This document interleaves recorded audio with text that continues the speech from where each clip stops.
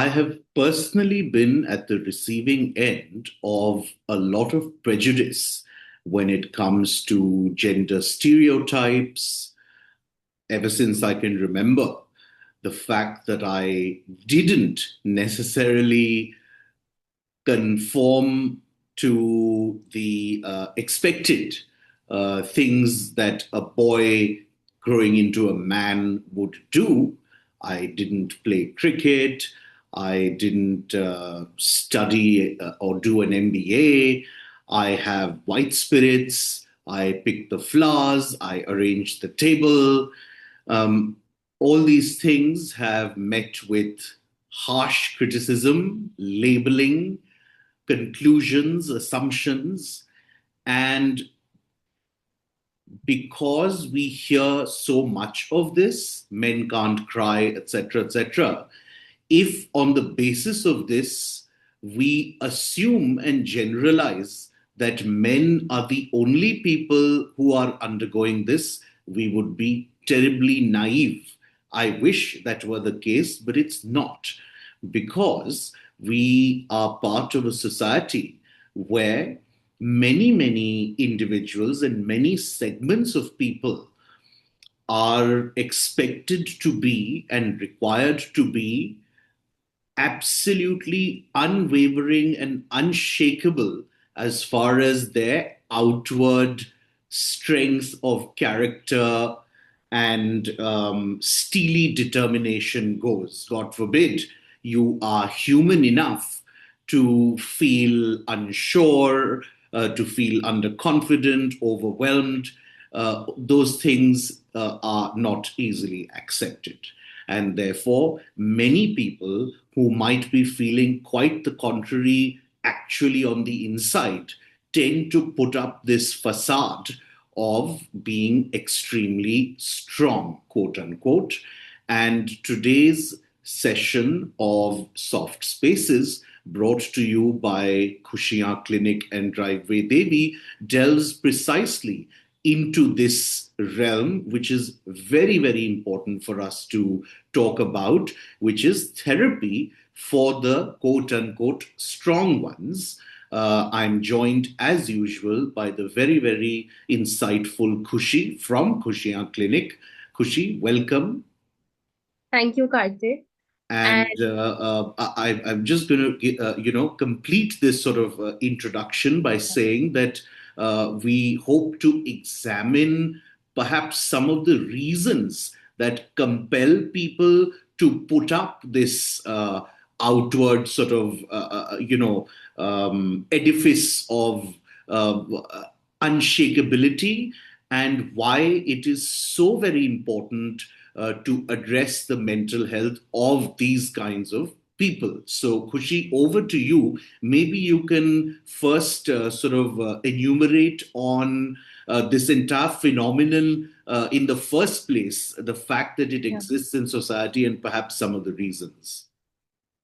okay.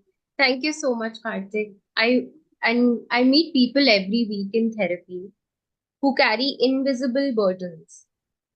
They are top performers, emotional anchors for their family, the ones their friends call in a crisis. They can manage careers, relationships, expectations, but inside, from within, they are exhausted. And this exhaustion is a result of high functioning anxiety. It is not the kind that is trying to stop you. It is the kind of anxiety that is driving you so hard you forget you are tired. So I recall one client, let's call her Anya. She told me, I've never missed a deadline in my life. But lately, I cry in the shower every morning and smile and then smile through client calls. So the calls that she has throughout the day, she's smiling through them, but from within, she's crying from the within. People like Anya often struggle to feel sick enough to ask for help. So, because they don't want to burden other people, they forget to ask for help. They always want to be pillars of support for other people, perhaps because they have experienced that incapability of helping someone else from the other person's part. So they don't want to be that burden which they experience from the people around them. uh, is one of the reasons why being the strong one, or people often come to therapy and they ask me, we don't know why we are here, we don't have any complaints. I've taken care of other people. I like to take care of other people. I like to take responsibility. I was a top performer and I liked studying. However, when they reach a certain age of 30, 35, they start experiencing panic attacks and they have no reason why. So they are not coming to me with a complaint that, oh, we went through this in our childhood, or, I've had a bad work environment, toxic work environment. We faced everything, and we don't know why these panic attacks are taking.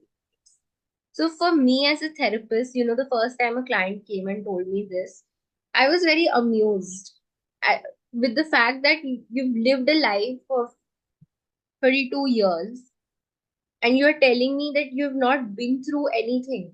How can you be so sure that you've not been through anything? You're 32. Of course, there's scarring that has taken place.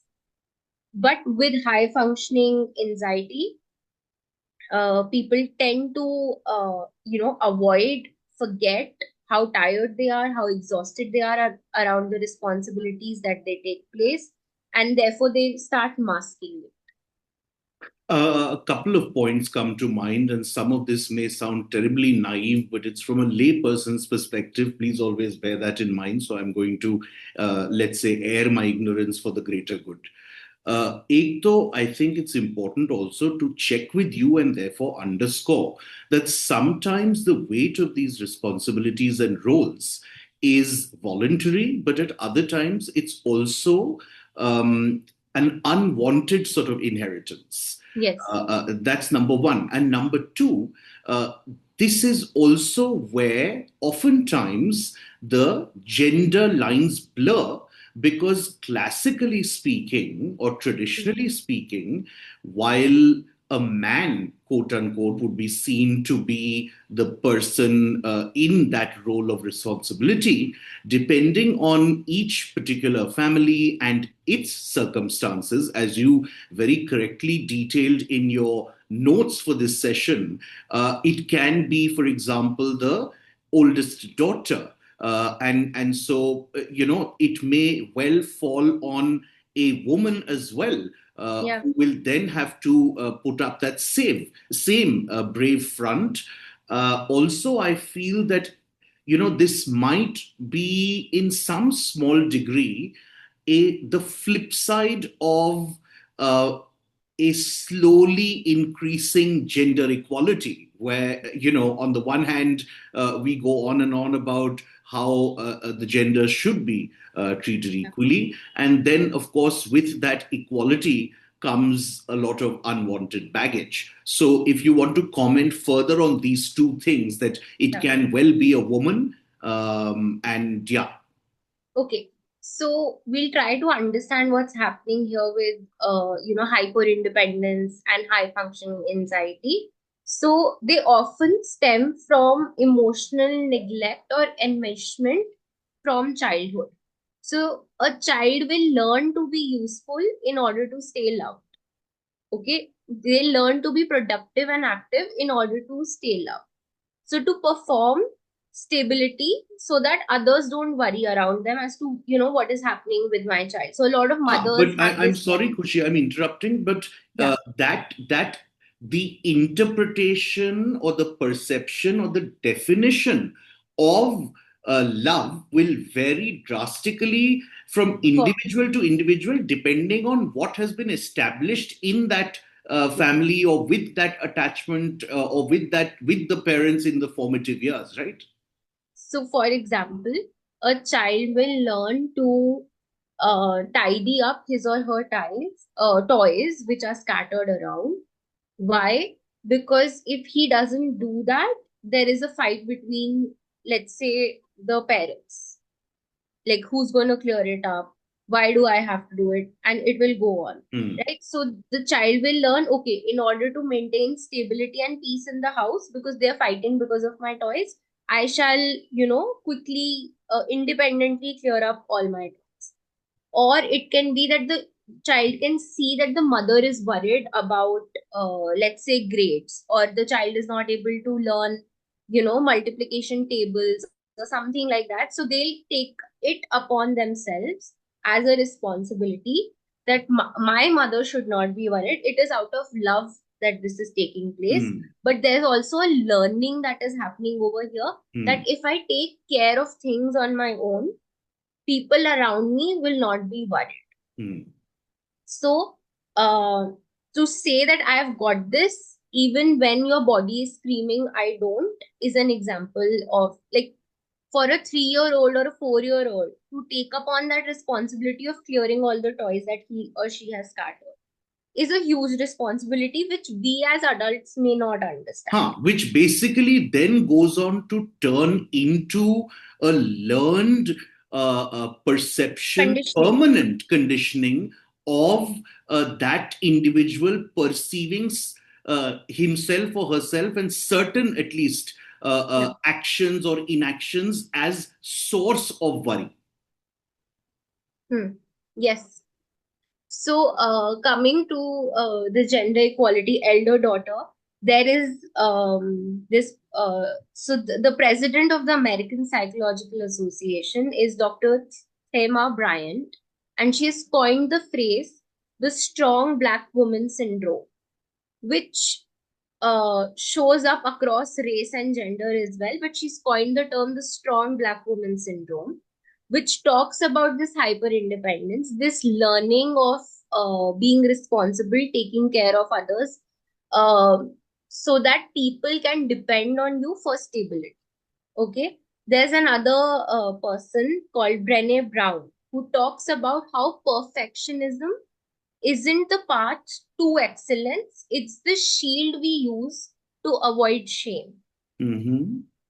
Can you give Okay, an example of that? Because that's, I mean, it's a bit sort of just to make that theoretical point more understood. more understandable. Okay, so for example, we try to be productive and active throughout the day so that we can get a earned sleep or a earned Hmm. good night rest. Hmm. To people who are hyper independent and high functioning, they cannot see a person who is just resting and doing nothing. Hmm. For them it is, oh, she was not active today, or she's not completed her work. Why is she sitting? Why is she resting? Right. So, Or so, so, yeah, so that rest or that leisure is a reward. It must be against or as a earned. result of Yeah, something. yeah. So yeah.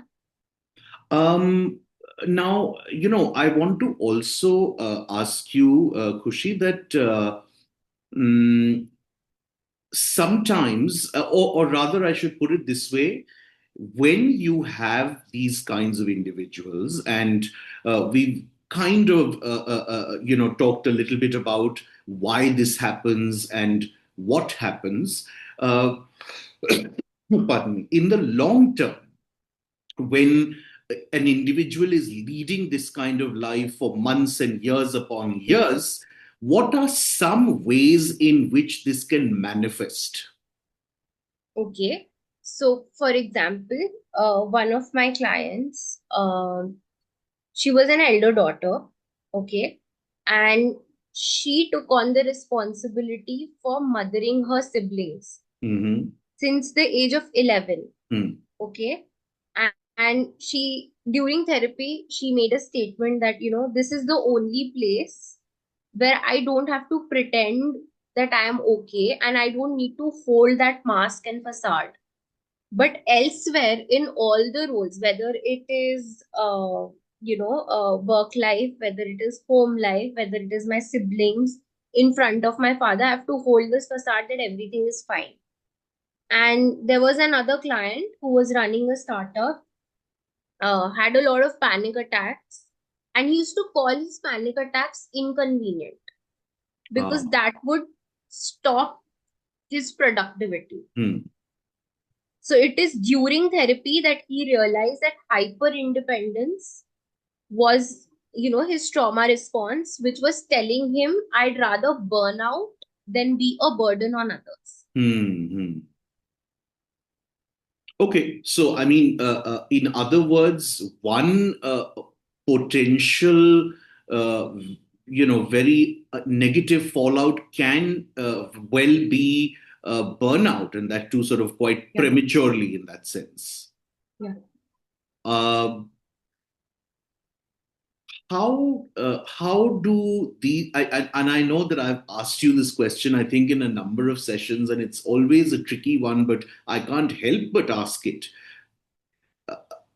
It's safe to assume that unless these kinds of people either themselves deeply and objectively reflect and introspect, which itself is a very, very tall and possibly unfair ask, or hmm, if they do it under support and guidance, then they may come face to face with certain realities about their behaviors and situation and things. But for the most part, they would be going through lives pretty sort of unaware and robotically and clinically.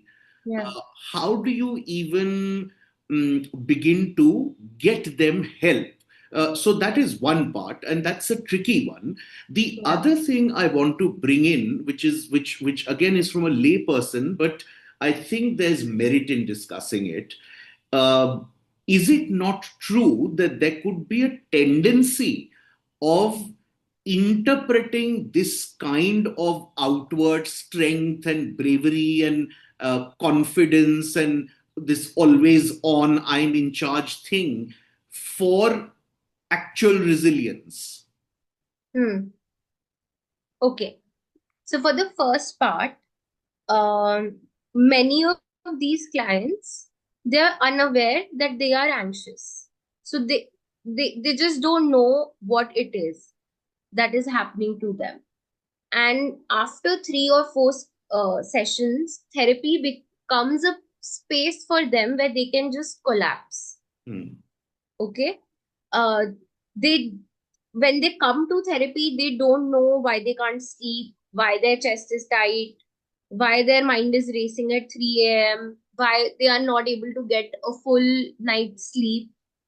And so this reminds me of a book which is called The Body Keeps the Score, that trauma lives in the body.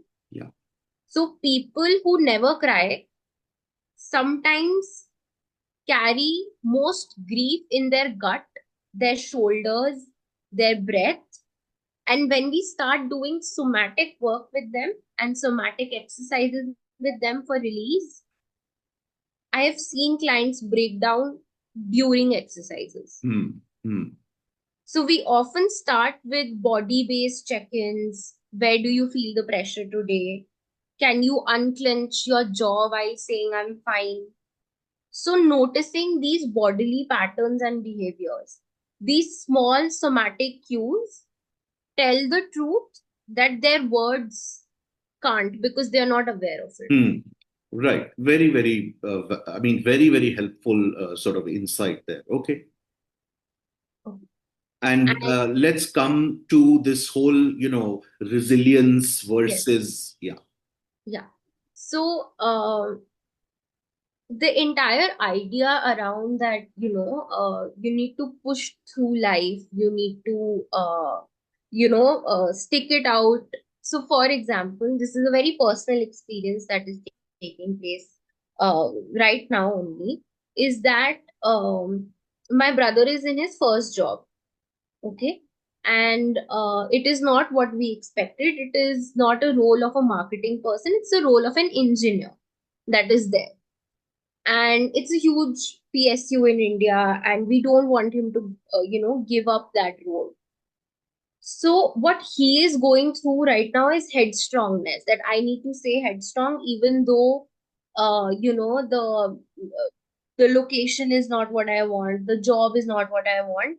But if I show this weakness and, retract my, which he can, like he can, we provide that space for him, but the world doesn't provide that space for him. So on his CV and on his resume, if he retracts his, after just working there for a month, everyone is going to question in the next round of interviews that, oh, why were you not resilient Mm, enough to mm, last there mm. for 6 months or Correct. 1 year? Yeah. This questioning. So it is a very capitalistic, Mm, thought process that the entire world is living through. The entire um, debate around hustle culture and burnout is something that I get reminded of when I'm working with, clients with hyper independence and high functioning anxiety, because they are going through a lot because they have to stay resilient either for personal reasons or for worldly reasons.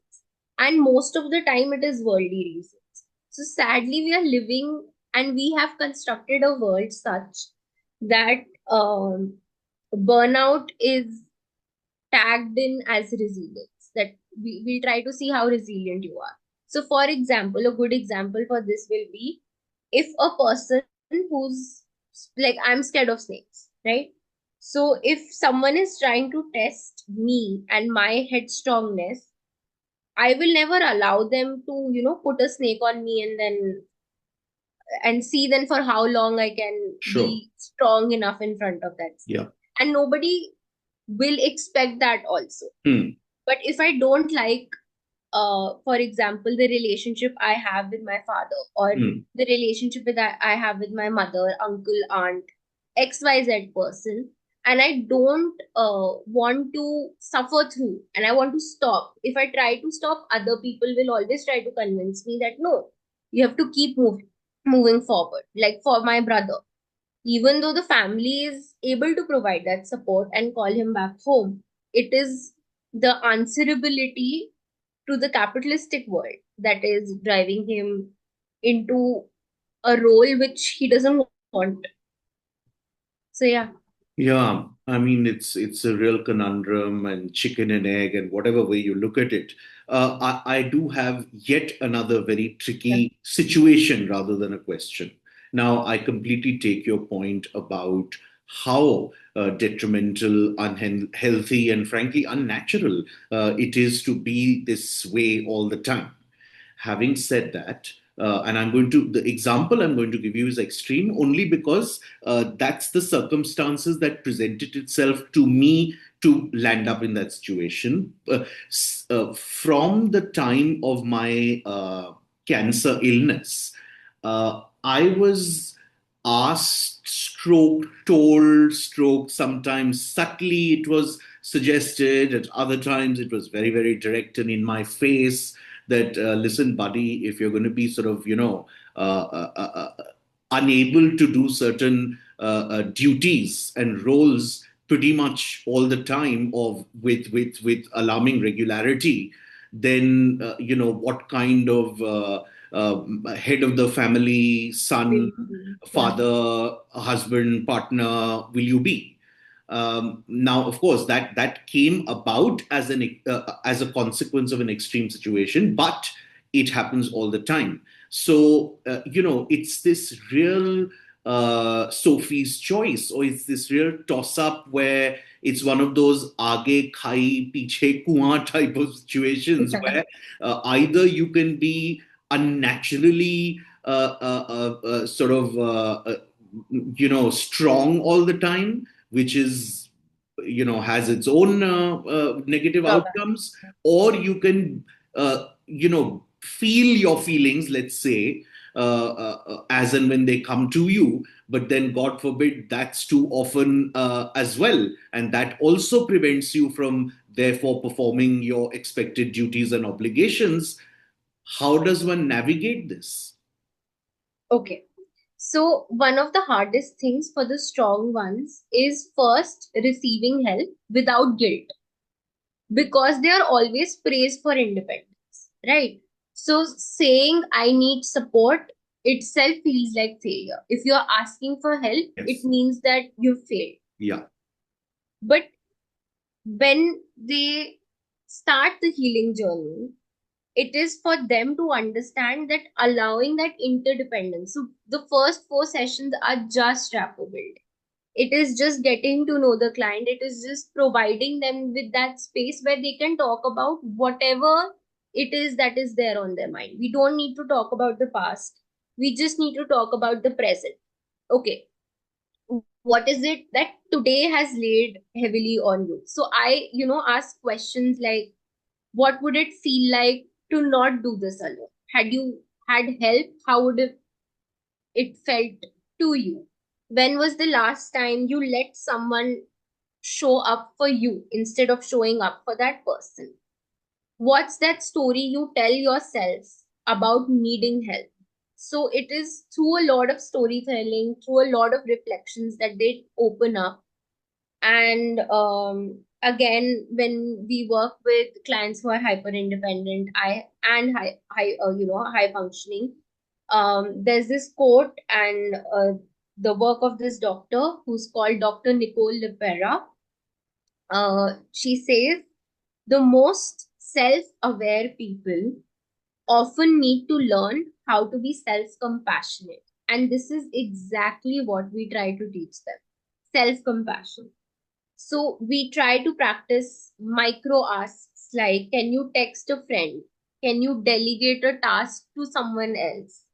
Can you say I'm not okay? And over time, it eventually gets easier for them to tell other people that they are not okay Mm. and they would like help in, let's say, for example, cooking dinner today, Mm. Mm. or they want to reach out to a friend because they need someone to talk to, and it's not because they want to have dinner or go to a cafe or have a good time.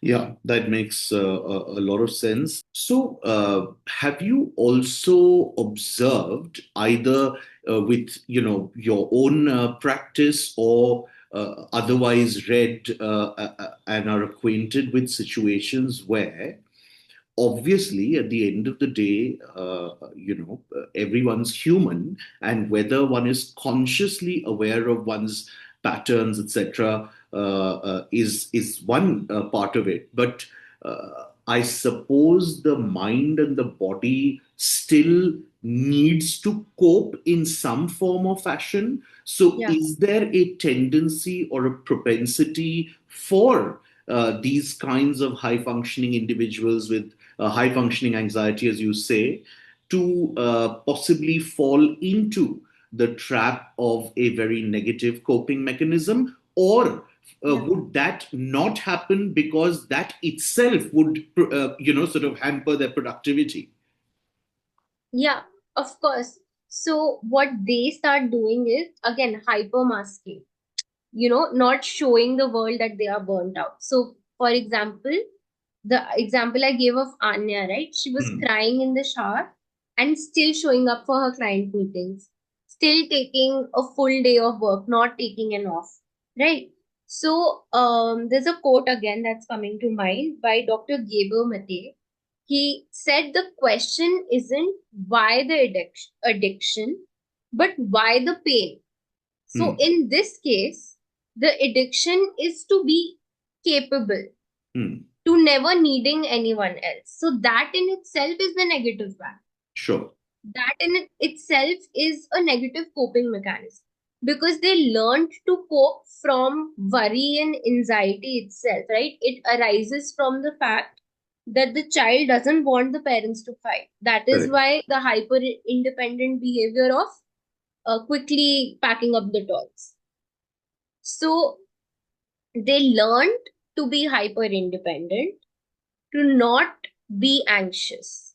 But now this hyper independence itself becomes a stressor. Hmm. Yeah, that makes perfect sense. Yeah. Fascinating, disturbing, all at the same time. Yeah. Um, I mean, obviously, it goes without saying that I suppose as people who may have a close friend or a very close family member who is sort of displaying these kinds of signs. Hmm. What can somebody who's reasonably close do in this kind of situation? Can they do anything? Should they do anything? Okay. So first, there needs to be readiness at the other person's part as well, right? If there is no readiness at the other person, at the receiving end, then neither is counseling going to work, nor is therapy going to work, nor is any medicine going to work, nor going to a doctor is going to work. So there's this client of mine. He is extremely hyper independent, high functioning anxiety. Um, is also neurodivergent, and hypermasking is present. So Hmm. there's a lot of masking Hmm. that is there, and it's scary for such masking to be there. Hmm. But after 7 sessions, so that's almost 5 weeks. No, that's almost 9 weeks of Hmm. sessions. Hmm. So 9 sessions later, that he's able to sort of accept the bad parts of his childhood that might be causing this behavior. Hmm. Hmm. So he's also learning. Hmm. And why is he able to learn? It's not because those panic attacks were not happening 3 years ago. It's because now that he's fully running a business of health and nutrition, it's Ah, from the logic that if I am myself not healthy, yeah. Yeah. how can I help other people? Sure. Okay, so let me try, asking for help from a mental health professional, because Hmm. not because it is, I'm asking for help, it is also their profession. So it's Got it. professional. So it's easier for them to come to mental health professionals than go to a relative, a friend, or, maybe their sibling or a relative. Hmm. Because then they are not a burden, they are paying for a service. Yeah. Oh, that makes absolute perfect sense, and uh, in some ways is relief to hear, Yeah. because in so many other situations the struggle itself is to try and get an individual in distress to sort of seek professional guidance. That itself becomes such a huge sort of first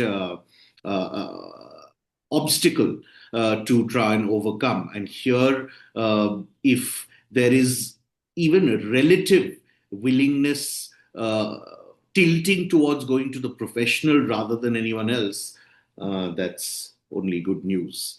Wonderful. It's been a very, very insightful conversation, a very important one, I think, because, you know, any I think there one would be hard pressed to find a family that doesn't have this sort of individual. I mean, I think Yeah. that's how much of a epidemic it is. And the people in families, even elders, actually don't help matters, because it becomes almost a matter of pride, even for for parents and for grandparents, to sort of almost show off about it. Ki, Arey, ye to sab, this XYZ will take care of everything, or Yeah. XYZ does take care of everything, or Yeah. XYZ has been taking care of everything since years. These are all Yeah. said with so much pride and ownership, and देखो अरे वो कितनी young age में mature हो गया या हो गई, and those Yeah. kinds of So things. that So in itself becomes the positive reinforcement to not ask for help. So, for example, if a child is not crying compared to the sibling that they have, they'll never cry in front of their parents because they'll always feel like, oh, it's going to be a burden from my mom, or hmm. it's going to be a burden from my dad. So I'll not cry in front of. So they try to hide and cry. And most of, like that client again is coming to mind, Anya, she's crying in the shower. She's not crying in front of other people. It's a private place where she knows no one's going to enter. So it it it's again hypermasking that takes place. have only one child. That's all we can afford in any case. And I'll use the word afford very broadly. All right, Kushi, thank you so much. As usual, it was very good, but I suppose I don't know for some reason this particular topic finds a lot of resonance with me. I'm, by the way, as removed from this sort of role and responsibility as it gets. Thank God for that. But I suppose I've encountered too many people in this situation, and it's Yeah. always it's sad to see. It's sad to Mhm. see, and inevitably, unless some major intervention takes place, they just reach this sudden breaking, or what seems like a sudden breaking point.